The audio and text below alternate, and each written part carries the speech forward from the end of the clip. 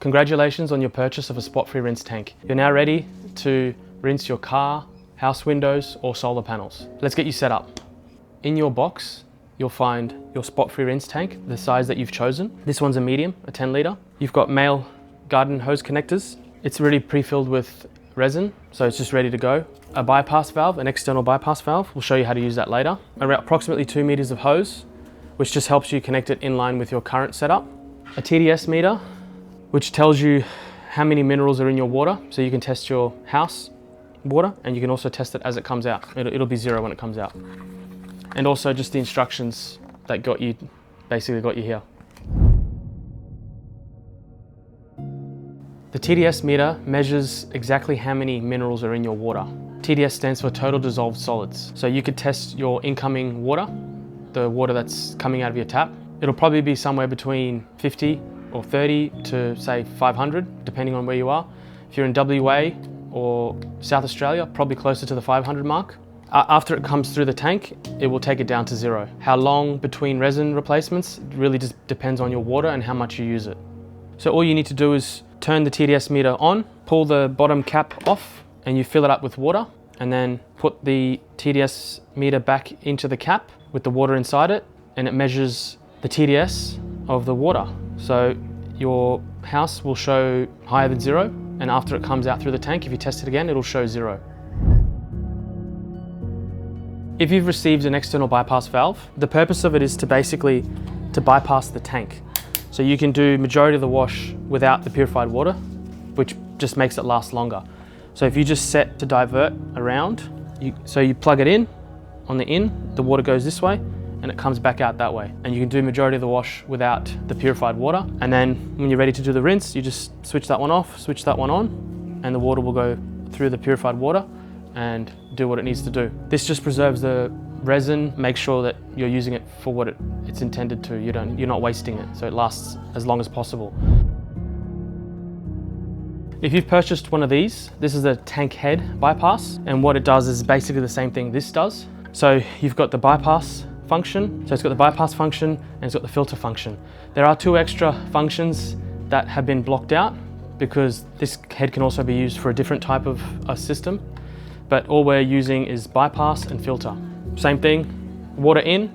If you have it set to bypass, it will just divert and go straight through the tank head, and you can use it, normal tap water. And then if you set it to filter, it'll go through the actual tank and it'll use purified water.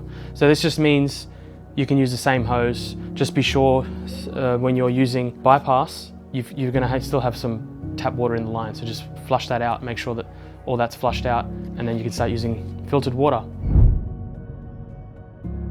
To connect your tank, you simply plug in your tap water into the inside. So this is with the bypass valve. You can use it with or without, whatever your preference is.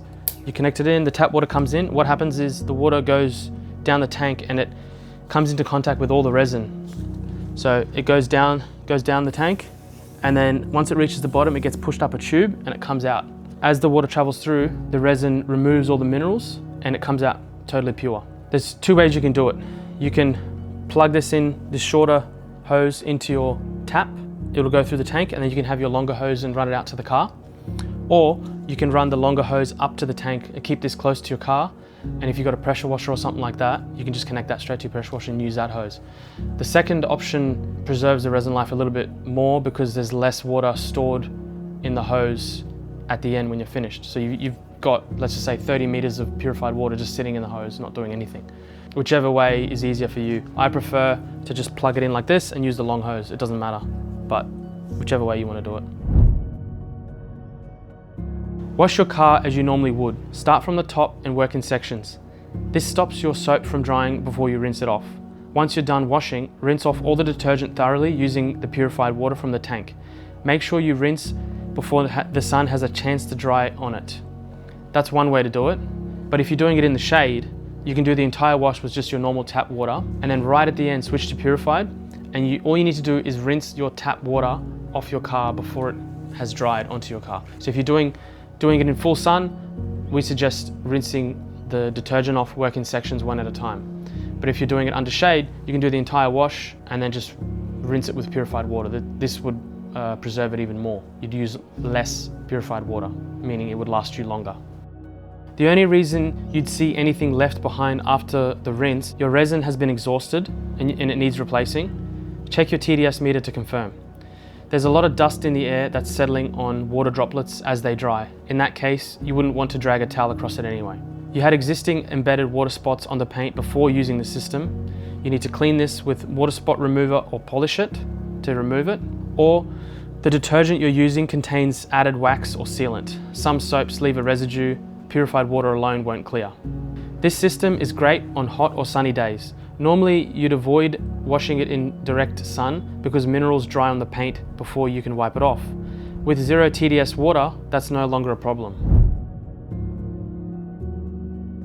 After you've finished using it, what happens is the water goes in through the top and the resin at the top starts getting depleted. The more you use it, the more it starts traveling down. So if you're starting to see TDS meters showing 1 or something like that, it's a little bit too early, what you can do is, after you finish using it, while there's still water in there, just plug this end in, just so there's water inside still, and you just lift it, give it a shake it around a bit, if you can. If you've got the really large ones, you probably can't do that. It doesn't matter as much for the large ones, it matters more for the smaller ones. Another thing, when you're storing it, number one, store it out of direct sunlight. So in a garage somewhere because heat also degrades the resin faster. When you're not using it, just keep this hose plugged in on both ends because oxygen also degrades the resin faster. So that's it for the instructions. If you've got any other questions, please message me, call me, I don't mind. I'm always happy to help. Enjoy.